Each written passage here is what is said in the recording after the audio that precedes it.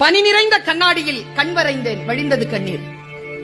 நம்மை போலவே நடித்து காட்டுகிறது நம் நிழல். அந்த மயானத்திற்கு உயிர் தந்தது ஒரு பிணம். பலூன் விற்கும் சிறுமிக்கும் அதை வாங்கும் வயதுதான்.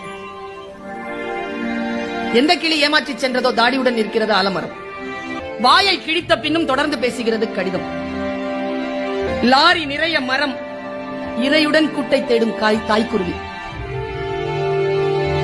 காற்றுக்கு சலிப்பதே இல்லை, ஒரே புத்தகத்தை 1000 முறை புரட்டுகிறது. இலையின் நடனம் அதே காற்று, இலையின் மரணம். சரிந்த மேம்பாலம், இடிபாடுகளுக்கு இடையில் சிக்கியது ஊழல். மணல் விற்கும் திருடனுக்கும் தேவைப்படுகிறது அவன் அஸ்தியை கரைக்க ஒரு ஆறு.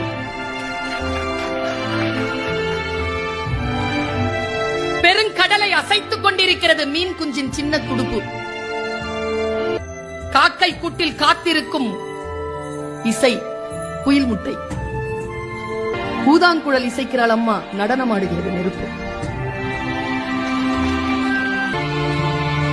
வறுமையால் படிப்பை பாதியோடு நிறுத்திவிட்டனர் எதிர்விட்டு லட்சுமியும் சரஸ்வதியும். குபேர மூலையின் சுவர் முழுக்க கடன் கணக்கு.